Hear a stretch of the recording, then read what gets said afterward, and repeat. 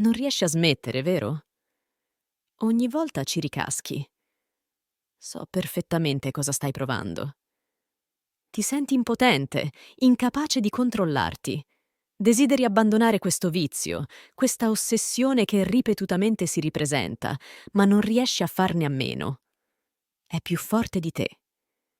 Ebbene, ciascuno di noi ha una sorta di dipendenza più o meno forte, che condiziona le proprie scelte e non ci lascia liberi.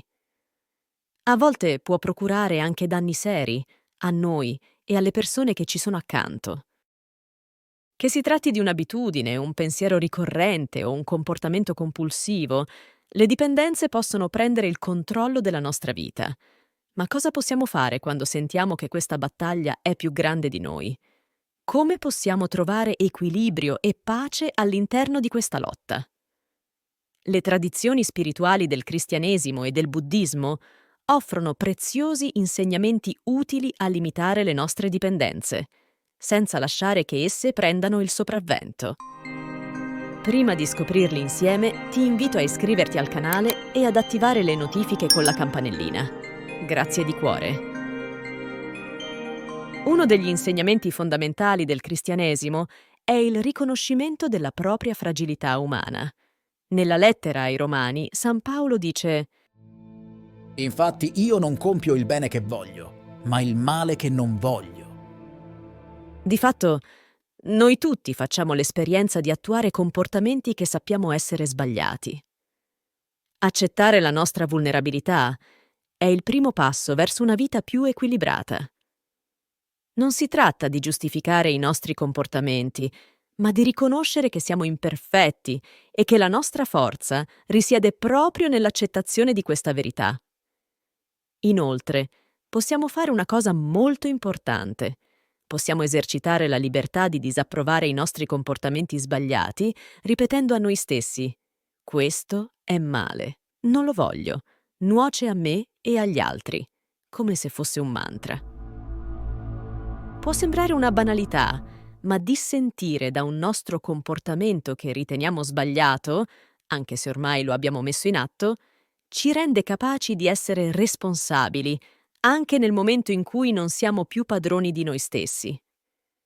È un richiamo alla supremazia della nostra libertà, che deve poter essere esercitata sempre. Non cadiamo nell'errore di dire: io sono fatto così, non cambierò mai. È assolutamente falso. Sono un essere libero. Posso sempre avere il controllo delle mie scelte. E anche quando perdo questo controllo, sono sempre libero di disapprovare quanto ho compiuto. A lungo andare, questo continuo dissociarmi dai miei comportamenti sbagliati lavora nella mia coscienza e mi rende più consapevole di ciò che accade dentro di me.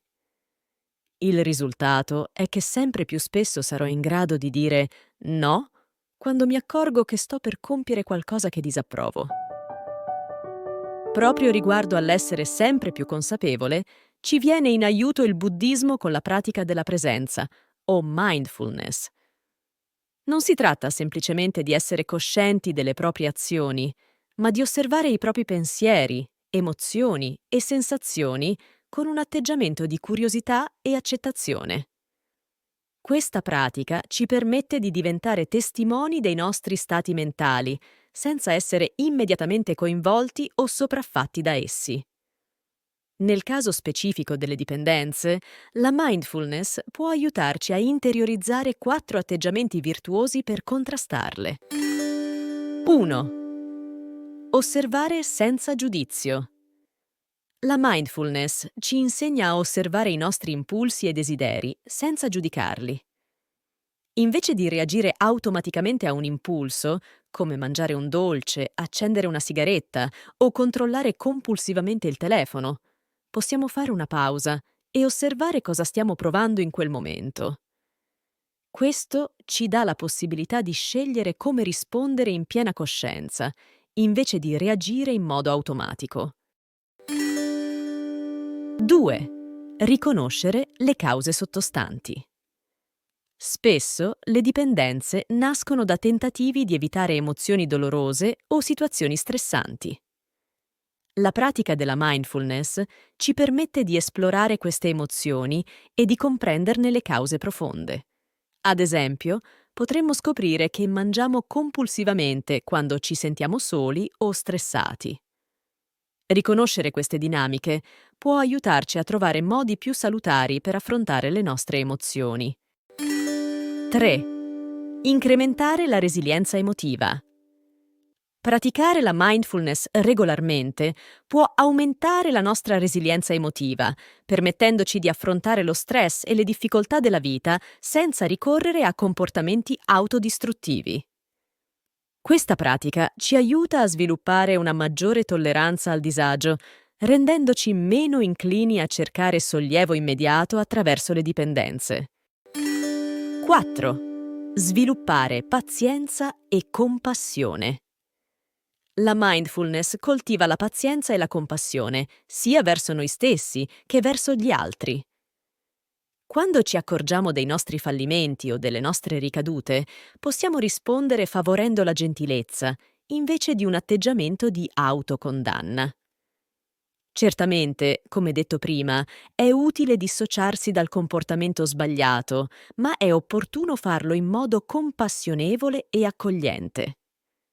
Questo, senza dubbio, riduce il senso di colpa e di vergogna, che spesso alimenta il ciclo delle dipendenze. Ti lascio qui in alto e in descrizione la playlist con le nostre meditazioni guidate, ispirate a buddismo e cristianesimo, che potranno esserti utili per acquisire una maggiore consapevolezza di te stesso e della realtà che ti circonda. Se ti fa piacere, puoi lasciarmi un like per dimostrarmi il tuo sostegno. Grazie davvero. È importante sottolineare che nessuno dovrebbe affrontare le proprie dipendenze da solo. Nel cristianesimo, la comunità, o Chiesa, è vista come un corpo unito, in Cristo, dove ciascun membro contribuisce al benessere degli altri. San Paolo, nella lettera ai Galati, sottolinea ripetutamente l'importanza del sostegno reciproco.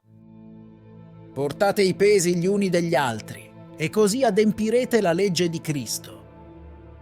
Inoltre, nel cristianesimo, la confessione, oltre ad essere un sacramento, è un potente strumento di guarigione. Confessare le proprie debolezze e dipendenze a un sacerdote non solo offre un senso di liberazione, ma permette anche di ricevere consigli e supporto spirituale. Allo stesso modo, nel buddismo, il Sangha, la comunità di monaci, monache e laici praticanti, è uno dei 3 gioielli in cui i buddisti prendono rifugio, insieme al Buddha e al Dharma.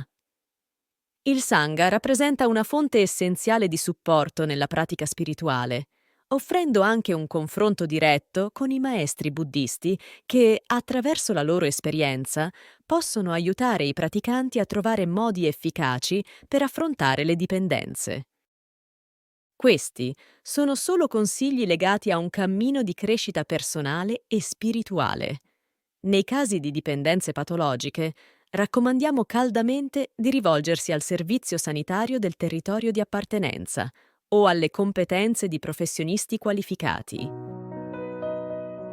Ora ti saluto, lasciandoti questo video che può offrirti ulteriori spunti di riflessione sull'illusione che condiziona le nostre scelte e non ci fa vedere la realtà. Namaste e che Dio ti benedica.